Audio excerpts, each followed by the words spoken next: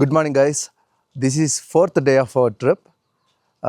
நேற்றுக்கு பார்த்திங்க அப்படின்னா நம்ம அரப்பளீஸ்வரர் கோயில் பார்த்தோம். அப்புறம் வந்துட்டு ஆகாய கங்கை நீர்வீழ்ச்சி, அப்புறம் வந்துட்டு எட்டுக்கியம்மன் கோயில் பார்த்தோம். அதோட லாட்ஜுக்கு வந்து ரெஸ்ட் எடுத்துகிட்டு இன்றைக்கி வந்துட்டு நாமக்கல் போக போகிறோம். நாமக்கல்லில் இருக்கக்கூடிய ஒரு 17ஆம் நூற்றாண்டை சேர்ந்த ஒரு கோட்டை இருக்குது, அழகான கோட்டை இருக்குது. நேராக நாமக்கல் தான் போக போகிறோம். போகிற வழியில் பிரேக்ஃபாஸ்ட்லாம் சாப்பிட்டுட்டு நாமக்கல் கோட்டையை பற்றி நான் உங்களுக்கு காட்டுறேன். போகிற வழியில் நம்ம வந்துட்டு வர்ற வழியில் என்ஜாய் பண்ண அதே ஹேர்பின் பென்ஸை போகிற வழியில் என்ஜாய் பண்ண போகிறோம். லெட்ஸ் கோ.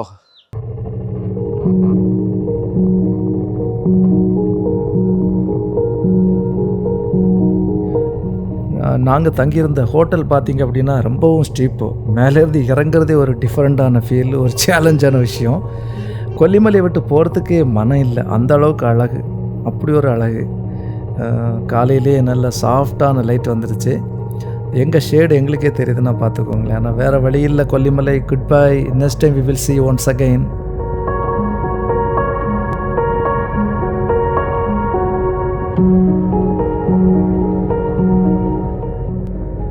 காலையில் ரொம்ப வெஹிக்கிள்ஸ் கம்மியாக தான் இருக்குது. கீழே இருந்து வரக்கூடிய வெஹிக்கிள்ஸும் மேலே இருந்து போகக்கூடிய வெஹிக்கிள்ஸும் ரொம்ப கம்மி தான். காலையில் ரொம்ப கான்ட்ராஸ்டான சீன்ஸ். ஏன்னா சூரியன் வந்துட்டு நமக்கு ஆப்போசிட்டில் இருக்கிறதுனால சீன்ஸ் எல்லாமே ரொம்ப கான்ட்ராஸ்டாக இருக்குது. கொல்லிமலையில் இருக்கக்கூடிய 70 ஹேர்பின் பெண்டு தான் பிரமிக்க வைக்கக்கூடியது. ஏன்னா ஏற்காட்டில் எல்லாம் பார்த்தோம் அப்படின்னா வெறும் 20 ஹேர்பின் பெண்டு தான் இருக்குது. வால்பாறையில் 40 ஹேர்பின் பெண்டு தான் இருக்குது. எப்படிப்பட்ட ஊட்டியிலேயே 36 ஹேர்பின் பெண்டு தான் இருக்குது. ஆனால் இந்த 70 ஹேர்பின் பெண்டு தான் பைக் ரைடர்ஸுக்கு ஒரு வரப்பிரசாதம் போல். பைக் ரைடு என்ஜாய் பண்ணணுன்னா இந்த ஊருக்கு தான் வரணும். அதுவும் சீசன் டைம்லலாம் வந்தீங்க அப்படின்னா ரொம்பவும் என்ஜாய் பண்ண முடியும். கீழே இறங்கும்போது மலையோட வியூஸ் வேறு லெவலாக இருக்குது. இந்த ஊரில் உள்ளவங்களுக்கு இந்த ஹேர்பின் பெண்ட்ஸு, இந்த வியூஸ் எல்லாம் ஒரு விஷயமே இல்லை. ரொம்ப அசால்ட்டாக போயிட்டே இருப்பாங்க. ஆனால் நமக்கு இந்த ஹேர்பின் பெண்டை உருவாக்குறதுக்கு ரொம்ப கஷ்டப்பட்டிருப்பாங்க. பெரும்பாலான மலைப்பகுதிகளில் உள்ள ரோட்ஸ் பிரிட்டிஷ்காரங்க வந்ததுக்கப்புறம் தான் மலைகளில் இருக்கிற செல்வங்களை எடுத்துகிட்டு போகிறதுக்காக போடப்பட்டது. அதுக்கு முன்னாடி 1300 வருட பழமையான அழகான சிவன் கோயில் இந்த மலைக்கு மேலே வந்திருக்கு. அப்போது கிட்டத்தட்ட 1000 வருஷத்துக்கு முன்னாடி இந்த மலைக்கு மேலே எப்படி போயிருப்பாங்க, எப்படி வாழ்ந்திருப்பாங்க, இவ்வளோ பழமையான ஊர் எப்படி இவ்வளோ உயரத்தில் வந்திருக்கு, அது நினச்சாலே தலை சுற்றுது. இப்போ குளோபல் வார்மிங் வந்துடுச்சு. இப்போ கூட இந்த ஊர் இவ்வளோ அழகாக இருக்குதுன்னா கிட்டத்தட்ட 1000 வருஷத்துக்கு முன்னாடி இந்த ஊர் பார்க்குறதுக்கு எப்படி இருந்திருக்கும். இந்த விஷயங்கள்லாம் நினச்சி பாருங்கள், வித்தியாசமாக இருக்குது. இவ்வளவு 1300 வருட பழமையான ஊர், இலக்கியங்களில் வந்த ஊர் வந்துட்டு இவ்வளோ 1400 மீட்டர் உயரத்தில் இருக்குதுன்னா நினச்சாலே ஒரு மேஜிக் மாதிரி இருக்குது.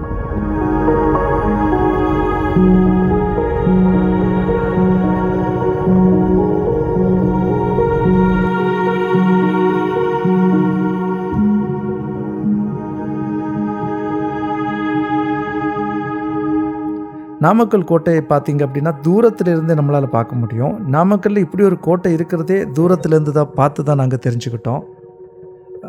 தூரத்துலேருந்து பார்க்குறதுக்கே ரொம்ப பிரம்மாண்டமான கோட்டை. ஏன்னா கிட்டத்தட்ட 1.5 ஏக்கர் நிலப்பரப்பில் கட்டப்பட்ட கோட்டை, பெரிய கோட்டையாக இருக்கும். கோட்டைக்கு போகிற வாசலில் பார்த்திங்க அப்படின்னா ஒரு ஆஞ்சநேயர் கோயில் இருக்குது. அது பக்கத்துல எல்லாம் பார்த்தா ரொம்ப டிராஃபிக்கு, ரொம்ப கன்ஜஸ்டடாக இருக்குது. நம்ம ஒருவேளை ஒன்வேயில் வந்துட்டோன்னு நினைக்கிறேன். ஏன்னா நம்ம போகிற டைரெக்ஷனில் வெஹிக்கிள்ஸ் ரொம்ப கம்மியாக இருக்குது. ஆப்போசிட்டில் தான் எல்லா வெஹிக்கிள்ஸும் வந்துட்டுருக்கு. இந்த டிராஃபிக்கை தாண்டி ஒரு சின்ன தெரு வழியாக தான் இந்த கோட்டைக்கு போகணும். ஆனால் இந்த ஊரில் இருக்கிறவங்களுக்கு இந்த கோட்டை ஒரு விஷயமா இருந்த மாதிரி எனக்கு தெரியலை. ஆனால் யாருமே பார்க்க வந்தது மாதிரியும் தெரியலை. ரொம்ப வெறிச்சோடி தான் கிடக்கு. எனக்கு இந்த கோட்டையை பார்க்கும்போது என்ன தோணுதுன்னா, நம் முன்னோர்களின் கட்டடக்கலை திறமை தான் என் மனசில் வருது. ஒரு வழியாக வந்து சேர்ந்துட்டேன். நாமக்கல் வந்துட்டு பார்த்திங்கன்னா முட்டையில் மட்டும் இல்லை, வெயில்லையும் கிங்கு தான் அப்படின்னு காட்டிடுச்சு.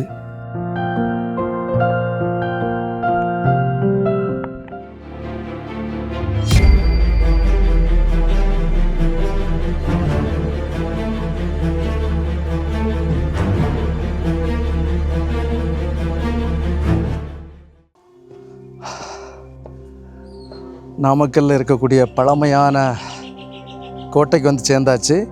பாறையிலே படிகள் வெட்டி விட்ருக்காங்க. ரீசெண்டாக கைப்பிடி சுவரும் வச்சு விட்ருக்காங்க. இந்த கோட்டை வந்து ஆர்காலஜி டிபார்ட்மெண்ட்டில் இருக்குது. பாறையில் அழகாக படி வெட்டி விட்ருக்காங்க. 17ஆம் நூற்றாண்டு பகுதியில்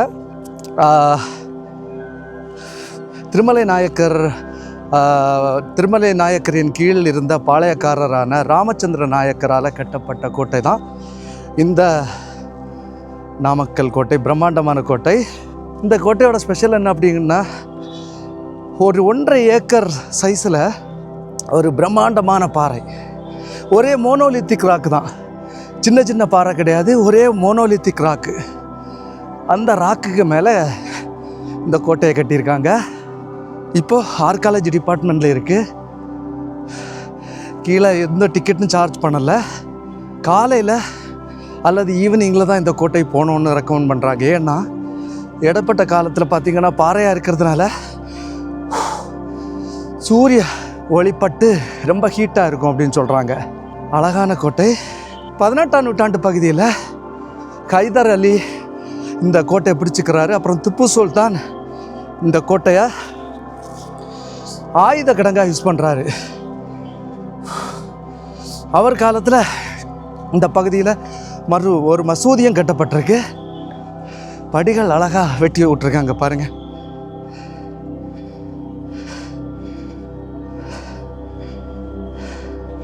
படிகள் வந்துட்டு சறுக்கிறது மாதிரி இருக்கிறதுனால கைப்பிடியும் வச்சுருக்காங்க. 70 மீட்டர் ஹைட்டு, தரை மட்டத்தில் இருந்து 70 மீட்டர் ஹைட்டில் இருக்குது இந்த கோட்டை. கோட்டைக்கு வந்து சேர்ந்தாச்சு. கட் பண்ண கிரானைட் ஸ்டோன் வச்சு அருமையாக கட்டியிருக்காங்க. துப்பாக்கி வச்சு சுடுறதுக்காக மேல் பாகத்தில் துப்பாக்கி வைக்கிறதுக்குள்ள கேப் விட்டுருக்காங்க.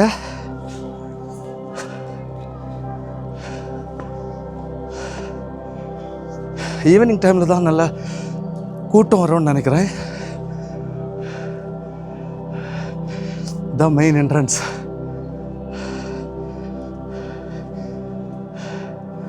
முன்னாடி பார்த்தீங்க அப்படின்னா செங்கல் மட்டும் சுண்ணாம்பு சாந்தால் கட்டப்பட்ட நிறைய கட்டடம் உள்ளே இருந்திருக்கு. இப்போ எல்லாமே ஸ்பாயில் ஆகிடுச்சு.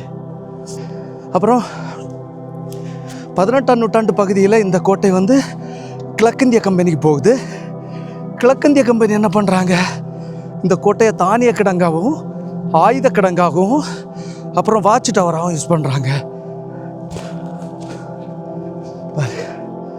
சின்ன செங்கல் வச்சு சுண்ணாம்பு சாந்து வச்சு அருமையாக கட்டியிருக்காங்க.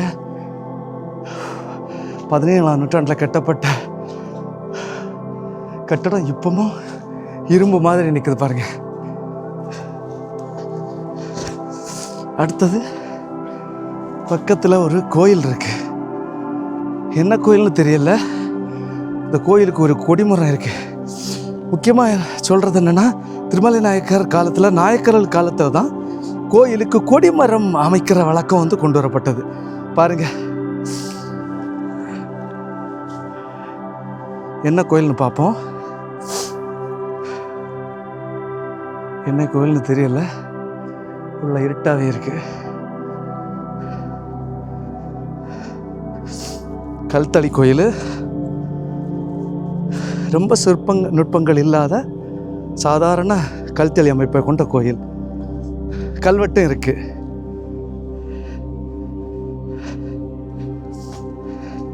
கருவறை பகுதியில் ஃபுல்லாகவே கல்வெட்டு இருக்கு பாருங்க. தமிழ் கல்வெட்டு தான் இருக்கு. கண்டிப்பாக இந்த கல்வெட்டு படி எடுத்திருப்பாங்க.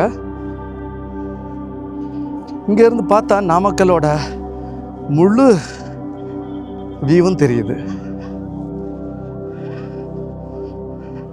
பாருங்க, துப்பாக்கி வச்சு சுடுறதுக்கான இடமும் இருக்குது. மேலே இருந்து சோல்ஜர்ஸ் வந்து வாட்ச் பண்ணவும் செய்யலாம். துப்பாக்கி இந்த கேப்பில் வச்சு சுடுறதுக்காக இந்த கேப்பும் வச்சுருக்காங்க. இது மெயினாக வந்துட்டு சோல்ஜர்ஸ் வாட்ச் பண்ணுறதுக்கான கண்காணிப்பு ஏரியா இது தான். இந்த கோட்டையில் நிறைய சமூக விரோதிகள் தான் இப்போ வராங்கன்னு நினைக்கிறேன். 9:30க்கே வெயில் கொளுத்துது. நாமக்கல்னா வெயிலுக்கு சொல்லியே விடணும். நாமக்கல்னா கோழி ரொம்ப பாப்புலராக சொல்லுவாங்க. கோழி முட்டை. அதுக்கு கூட இந்த நாமக்கல் கோட்டையும் ரொம்ப பாப்புலர். ஒரு டோம் டைப்பில் ஒரு கன்ஸ்ட்ரக்ஷன் இருக்குது பாருங்கள். ஒரு டோம் டைப்பில் ஒரு கன்ஸ்ட்ரக்ட் பண்ணியிருக்காங்க. இந்த கோட்டையை சுற்றி நிறைய கன்ஸ்ட்ரக்ஷன் இருந்திருக்கு, நிறைய ஸ்பாயில் ஆகி போயிடுச்சு. ஹைதர் அலி அப்புறம் திப்பு சுல்தான் காலத்தில் தான் இங்கே வந்து மாஸ்க்கு இன்ட்ரடியூஸ் பண்ணியிருக்காங்க. ஓகே, டோம் கன்ஸ்ட்ரக்ஷன் வெறும் பிரிக் மட்டும் வச்சு டோம் கன்ஸ்ட்ரக்ஷன் பண்ணியிருக்காங்க.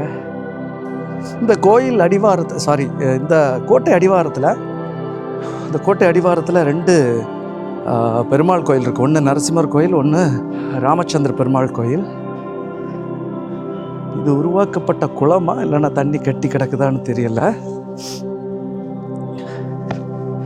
ஆனால் இந்த கோட்டை ஆர்காலஜி டிபார்ட்மெண்ட்டில் இருந்தால் கூட யார் வாரா யார் போகிறான்னு கவனிக்க கூட ஆள் இல்லை. இந்த